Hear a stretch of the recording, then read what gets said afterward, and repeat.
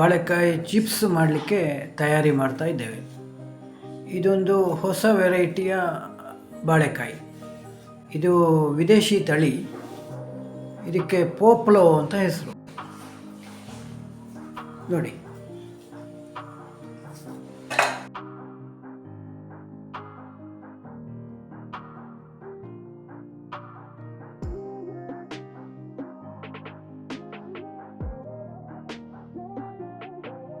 ಸ್ನೇಹಿತರೊಬ್ಬರು ಕೊಟ್ಟರು. ಹಾಗೆ ಇದನ್ನೊಂದು ಸಲ ಚಿಪ್ಸ್ ಮಾಡೋಣ ಅಂತ ಹೇಳಿ ಹೊರಟಿದ್ದೀವಿ.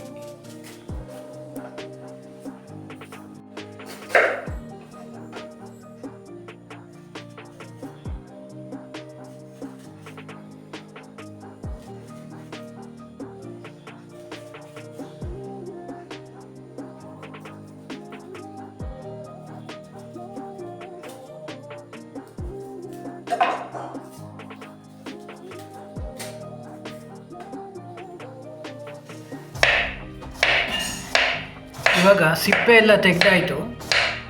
ಸಿಪ್ಪೆ ತೆಗೆದ ಮೇಲೆ ಇದನ್ನು ಚೂರಿಯಿಂದ ಕಟ್ ಮಾಡುವ. ಯಾಕಂದರೆ ಸಾಧಾರಣವಾಗಿ ನೇಂದ್ರ ಬಾಳೆಹಣ್ಣು ಅಂತಂದರೆ ಡೈರೆಕ್ಟು ನಾವು ಬಣಲೆಗೆ ತುರಿಯೋದು. ಇದನ್ನು ಡೈರೆಕ್ಟ್ ಬಣಲೆಗೆ ತುರಿಯೋಕ್ಕೆ ಆಗೋದಿಲ್ಲ. ಯಾಕಂತ ಹೇಳಿದರೆ ಇದು ಸ್ವಲ್ಪ ಮೃದು ಜಾಸ್ತಿ. ಈ ಬಾಳೆಕಾಯಿ ಡೈರೆಕ್ಟ್ ತುರಿಯುವಾಗ ಪೀಸ್ ಆಗುತ್ತೆ. ಅದಕ್ಕೋಸ್ಕರ ನಾವು ಚೂರಿಯಿಂದ ಕಟ್ ಮಾಡ್ತಾ ಇರೋದು.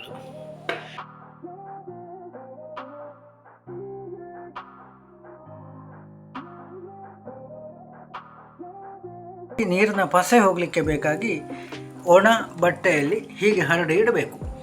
ಹರಡಿ ಇಟ್ಟು ಅದರ ಪಸೆ ಆರಿದ ಮೇಲೆ ಬಣಲೆಗೆ ಹಾಕುವುದು.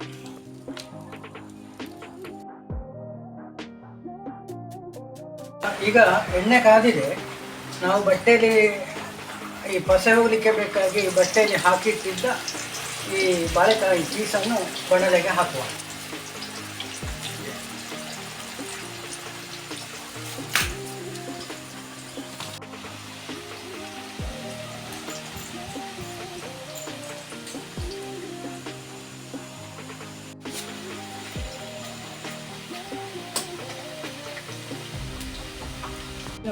ಎರಡು ಸ್ಪೂನಿನಷ್ಟು ಉಪ್ಪು ನೀರು ಹಾಕುವ.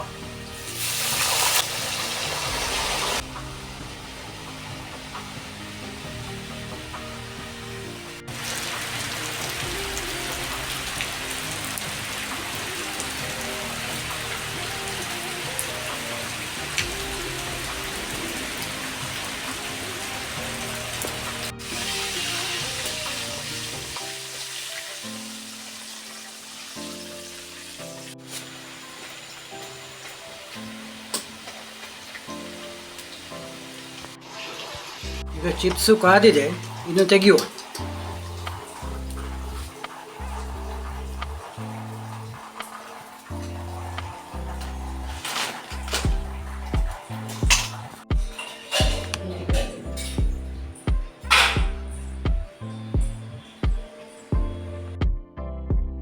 ಪೋಪ್ಲೋ ಬಾಳೆಕಾಯಿ ಚಿಪ್ಸ್ ರೆಡಿಯಾಗಿದೆ.